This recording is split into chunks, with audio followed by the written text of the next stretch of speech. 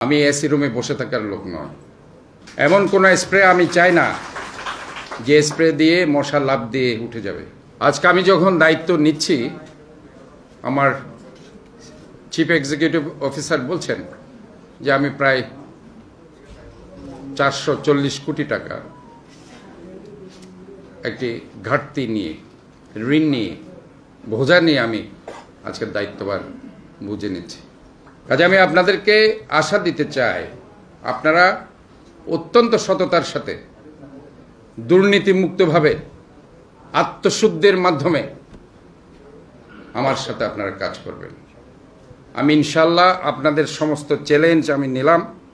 এই সিটি কর্পোরেশনকে একটি স্বনির্ভর প্রতিষ্ঠান হিসাবে আমি আপনাদেরকে উপহার দেব। ওই যে বললাম, সততা থাকতে হবে, কাজের প্রতি মমত্ববোধ থাকতে হবে, আমার দায়িত্ব আমাকে সঠিকভাবে পালন করতে হবে। আমি এসি রুমে বসে থাকার লোক নয়। আমি অত্যন্ত দ্রুত সময়ের মধ্যে চট্টগ্রামের 41টি ওয়ার্ডে আমি প্রোগ্রাম দেব। আমাদের এখন প্রধান যে সমস্যা সেটা হচ্ছে আমাদেরকে ডেঙ্গু এই রোগের বিরুদ্ধে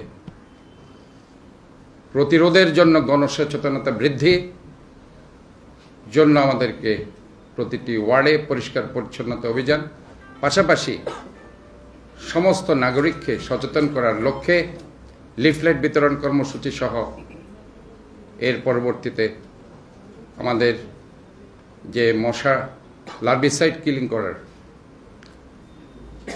যে স্প্রে, সেটা আমি ইতিমধ্যেই আমি যখন এসেছি আমি এর কোয়ালিটি আমি একটু টেস্ট করতে চাই। এমন কোনো স্প্রে আমি চাই না যে স্প্রে দিয়ে মশা লাফ দিয়ে উঠে যাবে। মশা মরছে কিনা সেটা দেখতে হবে। না মরলে এই ধরনের ওষুধ কিন্তু আমি গ্রহণ করব না।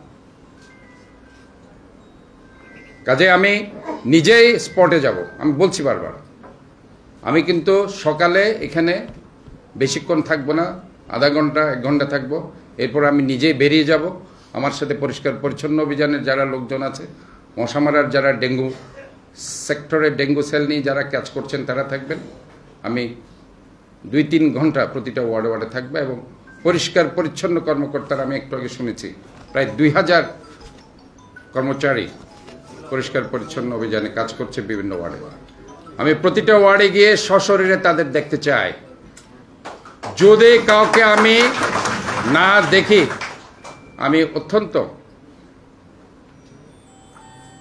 দুঃখের সাথে বলছি, তাদের চাকরি হয়তো বা নাও থাকতে পারে। আমাকে অনেক কঠোর সিদ্ধান্ত নিতে হতে পারে, কারণ আমি বারবার বলছি আমি এই চ্যালেঞ্জগুলো মোকাবেলা করার জন্য এই সিটি কর্পোরেশনের মেয়র হিসেবে এসেছি। আমি রাজনীতিবিদ, সে রাজনীতি আমার এই সিটি কর্পোরেশনের বাইরে। আমি আমার সমস্ত নেতাকর্মীদের, এখানে অনেকে আছে, আমি বলতে চাই আপনারা আমাকে কাজের সময় ডিস্টার্ব করবেন না। আপনাদের সাথে আমি রাজনীতি করব 5টার পরে, 9টা থেকে 5টা পর্যন্ত কোনো ধরনের রাজনৈতিক কর্ম আলাপ আলোচনা নিয়ে আমার এখানে আসবেন না।